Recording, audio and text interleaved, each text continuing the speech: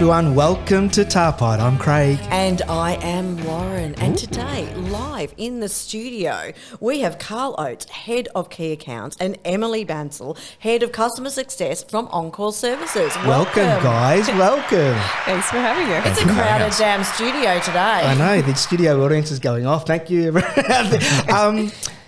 We're here today, firstly, thank you so much for partnering with us this month. But we're here today to really get under the hood of Oncore. There's a couple of things going on, more than a couple, isn't there? And we really like to get an understanding of where you are at Oncore. So why don't you tell us a little bit first? Oh, actually, before we even do that, you guys won a big award last year, didn't you? Yeah, so we won Best Vendor at the ITAs last year with our solution with Allianz. Yeah, it was fantastic. We worked in partnership with Allianz for, I'd say, over 2 years, essentially developing a custom vendor solution for their needs, which was, really exciting. Amazing, isn't That's it? a big job. They're not a small client. No, they're not, but absolutely fantastic to work with, and should probably give the wonderful Giovanni a little shout out as well. Yeah, good old Gio. Yeah, But also, look, there was a lot of competition in that award category. So to win it is a massive achievement because you've got, vendors from all across the rec tech and HR tech world who are vying for that. And to come out on top, and particularly in partnership with a large enterprise, is a real feather in the cap. So congratulations on it, guys. Thank you very much. Thank you. Now, you guys, let's talk about enterprise today because that's a really, obviously enterprise is big, so it's a big deal. So what sort of enterprise clients do you guys have a value proposition for? Like, obviously, you've done some incredible work with Allianz. Can you tailor that type of work to other potential clients? Yeah, definitely. So we not only deal with obviously banking, financial services, but we also deal in like the energy sector, utilities are some of our major clients, as well as we have a lot of like consultancies that we do deal with. So we're able to sort of tailor to their needs. They are mostly project based, right? Mm-hmm. So the I guess one of the benefits of using Oncore is that we can scale up and down very quickly to meet their project requirements and demands as an extension of their workforce. Yeah. Hey, let's break it down, dumb it right down. Yeah, you're experts dealing with Craig. You're experts in the contingent workspace. So for some people who may be listening, give us a little bit of a definition around the contingent environment. What is it? Yeah, absolutely. So look, the contingent environment is, I suppose, essentially an extension of an enterprise company's workforce, but it's an external workforce. So that's sort of like your contractors, statement of work, workers, people coming in and out on a flexible work arrangement. So not directly employed, but engaged to perform work for that entity. And one of the solutions that Oncore provides is to manage that workforce for them. Yeah, absolutely. Probably our key offering is what we'd refer to as our CMO, which is our contractor management offering. Something that, we've been in the business for, I think it's over 25 years now, and partnered with obviously a fantastic technology solution and really wonderful people who work for us. So with the contracting, your contractor care is what I find incredibly handy because I do use you guys as well. So go through the onboarding experience for me with your contractor care. That'd be really interesting to let our listeners know so they know what sort of service that their people are getting. Yeah, I guess the most important thing for us is ensuring that the contractor experience mirrors that of the onboarding of what, say, a full-time equivalent worker would be within that company. So we really focus in on hone in on that contractor, not just from the onboarding phone call, but their lifespan of their contract with Oncore. So that does include things like, obviously, their onboarding experience at the beginning, calling them, making sure that they understand what they're getting themselves into in terms of like the contract, the pay rates and all that kind of stuff, especially in the enterprise space. We think that that's a really important first touch point, because a lot of the time when we are dealing with contractors in the enterprise space, they may be doing it for the first time. So whether they have questions around, we don't give financial advice, but engaging as a PTY for the first time or engaging as a PAYG. So sometimes it is a first experience, and then from that point on, and obviously once they've completed their onboarding, one of the most important things is actually offering them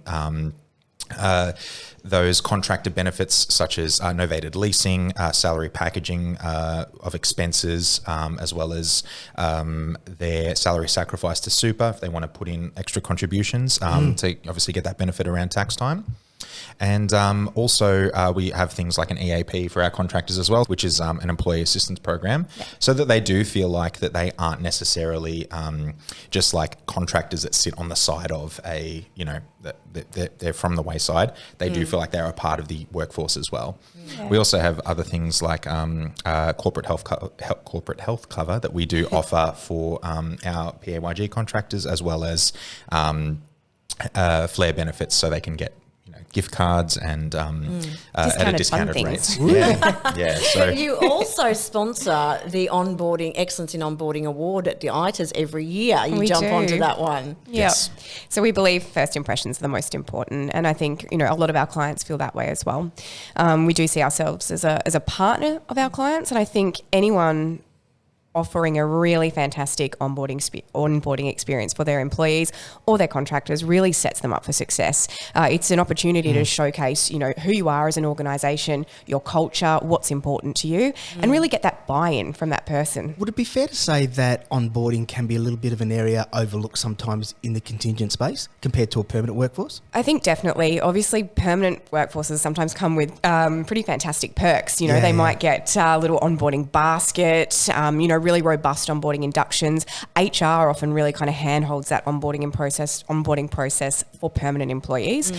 For your contingent workforce, you're often sort of, I don't want to say at the mercy, but you are at the mercy of the supplier or the agency that you are using to give an onboarding experience to that worker. It may well be that you know, an enterprise is engaging a contingent workforce to outsource a component of their risk. So they may not see it as necessary to provide a really fantastic onboarding experience because they may not, I don't want to say want to see them as part of their part of their workforce, but it is actually really, really important. And that probably leads us into the State of Contracting report to an extent. So Oncore every year bring it out, and it's just been released for this year, which is fantastic. One of the key stats at the start was that 90% of respondents who are already contractors or contingent workforce people want to continue in that space. So it really is engaging. So that leads into the point you made before, Em, about, you know, engaging this part of the workforce as the same as you would with the permanent workforce. It's important because they could just move on, right? Yeah, absolutely. I was, I think, really pleasantly surprised to see that for that contractor cohort, culture was really, really important to them. And again, you know, we were saying it is sometimes overlooked, but now we see, you know, contractors really blending in with a permanent workforce. So it is really important to have policies, procedures, experiences in place to make sure that they feel a part of your overall organisation. A decade or two ago, it was always a bit of an us and them type of situation. Definitely. Where a company didn't include them as part of their workforce. They weren't really there, but now it's contractors as a career choice. It's really, a lot of people love that flexibility. They love to be able to go from the good, juicy, meaty projects to project, no BAU or politics involved. And I understand why. You get some really good hired guns out there in the contracting workforce, and they're the type of people you want to make sure they are happy. What we have noticed too, in particular dealing with HR teams within our enterprise clients, is one of the first questions we get asked when we're onboarding like a new client, or even more so probably in the last 12 months, our existing clients, is how can we make our experience mirror what we do for our permanent employees? Yeah. So a lot of the work that we do in our enterprise space is speaking with those HR teams and actually lining up values and synergizing those kind of onboarding experiences. I know particularly that's been a focus of us in the last 12 months. And I guess they are sort of like echoing the sentiments of that State of Contracting report where, you know, that culture piece is really important. So, yeah. So apart from culture, or we might even delve in deeper, what other trends did you see from the report this year? Yeah, one that I really loved was actually all around growth, development, flexibility. So that often contractors are what we would call a knowledge worker. Right. So they're bringing pretty significant IP in terms of their fairly bespoke skill sets to a particular client. And that actually, as well as kind of professional development and learning and upskilling that knowledge, they're actually using their time with these particular clients in these contract roles to grow, to develop, to experience different environments, and that's something that they're really chasing and really enjoying about that contracting experience. Do they also crave continued learning in an environment? So if they go into a business, you know, like you just said before, that they're bringing knowledge with an IP, but a lot of contractors are also, you know, key experts in their given area. How do they continue to stay an expert when they're sort of like, I don't want to call it hopping, but going from a job to a job? Hopping. I actually think Far that out, mate. I actually think that working in various locations helps you grow that knowledge. Yeah. I mean, there's nothing like, you know, reflecting on my own experiences, I've been with Oncore for 10 years. So I obviously know all things Oncore very, very, very well. But potentially if I were to find myself in a new environment, I may struggle. But contractors, if they're going from, you know, a particular contract to another contract, they may actually be learning a different style of working. So a lot of IT contractors They're very adaptable. Yeah. And you find a lot of these IT contractors are subject matter experts. So they're walking in as the expert, where a lot of the people who already work there they've got great knowledge and they are experts in their fields as well, but they're expert at exactly what's going on there and then and along the BAU. So if there's some sort of project in there, these people are coming in as an expert to up their level to better what they're already at. And they're not necessarily chasing like long-term contracts. That's what we noticed in the state of contracting report. They are looking for, obviously, you know, the best pay rate, aren't we all? But then also they're looking for like culture is a big thing, but then they're also looking for a new challenge or something that does fit or broaden their scope, broaden their skill set. And that was one of my biggest takeaways from that report is seeing that they're not necessarily chasing a 12-month contract. They're probably happy doing a project that goes for 6 months with an opportunity to then, you know, move on to something else that is within their field but broadens their skill set. And like I talk to contractors every day. And when they're finishing up a contract or anything, they're always saying, you know, we are keeping, you know, that next phase in mind, you know, wanting to engage with Oncore, but also they want to work in different areas, not just the same client all the time. Yeah, working with different people, different processes, different experiences, it gives you really invaluable knowledge that maybe just doing a course or something doesn't. So Craig, unlike you, Boomer, some people like change. So with the state of contracting report, some of the actual numbers and some of the trends that are actually happening out there in the market at the moment, they were some interesting numbers coming out of that. Do you want to run through some of those with us? Such as hybrid versus home versus office. What are the demographics between men and women? Yeah, definitely. Well, jump in here. You jump in. Gender diversity, one of my favourites. Oh, yeah, you and I on that page, Dale. No, I really loved seeing that in the Gen Z split between male and female in the workforce, 50-50 now for our contingent cohort that we surveyed. So that was really exciting. Can I just ask, historically, has it been much more levered towards male in the contracting space? That's correct. Probably since we started. I was going to say 30-70 usually. I think we'd actually, when we first ran the survey, I'm pretty sure in the state of contracting report it shows that from 2021, maybe don't quote me on this, but from 2021, 15% of the workers that we surveyed were female, and it has now jumped to 33%. I mean, so it still is overall potentially geared to males, but as I said, that Gen Z coming through, which is really fantastic, which I think is sort of, you know, quite clearly demonstrating that what we're doing in that diversity and inclusion space is actually really working. Yeah, I think some of that does change though as women get older, because their home duties are still very sloped towards them when it comes to the children and the caring of the home. Men still are not, in the older generations especially, picking up that baton and running with it, where I think with the Gen Z, when we're seeing these 50-50 splits, men are sharing more of the workload in the home nowadays, where that traditionally that was not the way. And that is generational change coming through. That's good that it's coming through and you can see it in the report. It's I find it a really sort of positive stat that, and it's Gen Z, so it's the younger ones coming through. We're at parity because, you know, in not only in contingent, but even in the tech world, it's been skewed towards male for a long period of time, and finance. Yeah. Yeah, it is. Yeah. It is. And it's the long hours, it's the crazy stuff that you get as a contractor when you, especially in tech, when you're going live with something and next thing you know, you're there till midnight. If you've got a family, that's difficult.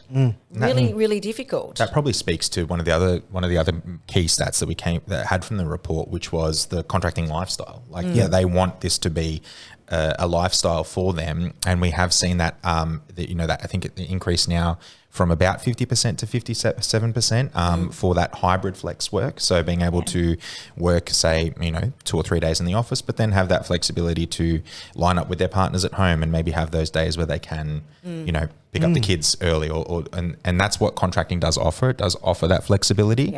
Yeah. We've seen a slight increase to, I think now from 8% to 12% for working specifically in the office. And that's probably been a change more so now. I know we're not going to say the dreaded C word, COVID, too often. But yeah, I think now Lauren we are thought you were going to say another C word. I want to, but. Well. But yeah, I think now that offices do have more people returning, to the office, whether it's like an office mandate or anything like that. But I think being able to come into the office and collaborate a little bit more. I think people are getting sick of video interviews and video teams and things like that. People want that human contact, and that's what we were lacking in those COVID years. But the full remote roles I'm finding in the market when I'm talking to people, and that is reflective in your state of contracting as well, that the full remote roles, it's getting less and less. The only people who are getting those are the absolute experts. Yeah, because they can call it, they can dictate their terms, they can dictate their money because they are the hired gun. Yeah. And they usually got like a nice beach house somewhere where they're set up. So too far to come in. Well, the commute from Bali is difficult. It's pretty hard. Yeah, that's not a real daily commute. They just say that creativity and collaboration suffer when you're fully remote. Yeah. Yes, I think agree. so, and I feel like one of the things that we've had at Oncore, where we've been coming into the office more, probably in the last couple of years, it's been more of that collaborative approach, which that's just reflective of what we do. But now we're starting to see those trends for our contractors as well. So I know that a lot of my clients, when I'm speaking to them, they're talking about, the 1 day or 2 days of the week that they must come into the office, and speaking to the contractors, they're not necessarily as annoyed anymore to do that, so. Well, I always say to people who are annoyed about that, it's like, well, Get think stuck. back, that too, in a not so polite way.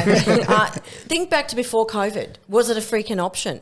No, it was not an option. You were in that office 5 days a week. So the fact that we've got these flexibilities now with the hybrid work model, I think it's an absolute bonus. And if you're required in the office 3 days a week, you got nothing to bitch about. Really. Although, Lauren, I'm going to say I actually don't think general sentiment out in the market is that it's a bonus. I think as an employer, if you're not offering some form of flexibility, you're behind. I agree. I think hybrid, you and I rabbit on about this one all the time, hybrid is the way forward. And so many clients I speak to and things like that, it's 3 days. 3 days in the office, 2 days out. 1 day's an anchor day with some people, 1 day's not. It's just up to their lead. It also depends what's going on project-wise. But hybrid is the way forward. But I think also people have to stop being so goddamn picky about it. Because you're not required 5 days a week, and if you're not, that's a bonus. And I think it's important too that that contingent workforce and permanent workforce are on similar sort of in that area. Yeah. So not one over the other. But just say there's some people listening who are considering at enterprise level, considering either increasing or starting their contingent workforce. First thing they need to do is download the report, right? So they can get an understanding. Oh, it's a very good report. Yeah. But secondly, and we've covered off a little bit like culture, we've covered off flexibility. What other things are important to contractors? Yeah, there was a really fantastic commentary in the report around communication and transparency. So I love that. I mean, I think a lot of what we did see in the report, it's not necessarily that different to what a permanent employee is craving, but clients need to understand, or sort of enterprise entities, businesses, need to understand that the employee experience and the contractor experience aren't completely uncoupled anymore. That transparent communication, strong leadership, they're values that a contractor has, even though they're maybe not going to be a part of your workforce for an extended period of time. That's something that they want. The management style is definitely got to be incorporating them into the team as part of the team. And also what really hit me in the report too is ethics. That seems to be getting more and more important. I think unethical behaviour will not wash with me at all, and I will call it out in a heartbeat. And I think that's really important. If she catches me. Yeah. That's not freaking hard. You're not exactly James Bond in many ways.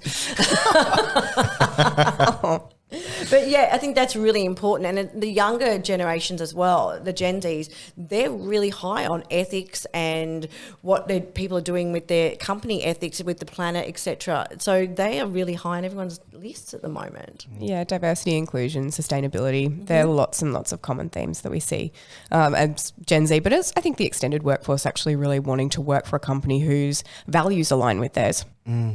Yeah, they do. And you've got to also remember, what makes me laugh when hiring managers are looking at some of the concepts people, you've got a gap in your CV. They've a short stint. The average tenure on a permanent employee for a tech worker is 1.9 years. So really, if someone's jumping around a bit, what's jumping around? The days are gone of, other than you, Em, sticking at the one employer for 10 years. You know you get less for murder. I think you get more. Really? For good behaviour. Isn't that a starting sentence? Good behaviour. Hey guys, if anybody listening would like to contact Oncore, reach out to them, download the report, how do we do this? Yeah. You can download the report by heading to our website. So it's www.oncoreservices.com, and Oncore is with an O. Yes, it is. O at the start. We do get the occasionally. The Oncore sometimes. Or you can reach out to us on LinkedIn. We've been busily sharing the report and some key takeaways on our social media. Beautiful. Well, I've got to say, Carl, thank you for joining us today here. As always, such a pleasure seeing your smiley faces. Pleasure. Did you say like M. Carl? That sounded like Benefer or... I know. It was good, wasn't it? M. Carl from now on. M. Carl, Benefer, who else is out there? Or what was Brangelina? Brangelina, yep. Yeah. But thanks for joining us. It's been so much fun hanging out with you guys and learning more about Oncore. Lauren is a client and really enjoys the service. And we can't wait to see you at the ITAs again this year to present the award and party on afterwards. On the dance floor, guys. Looking forward to it. Thanks so much for having us, guys. Busting out my moves on the dance floor. Oh, look out. Oh, here we go. We better get out of here on that note. It's a goodbye from me. And a goodbye from me. Thanks, guys. Thank you. Thank you.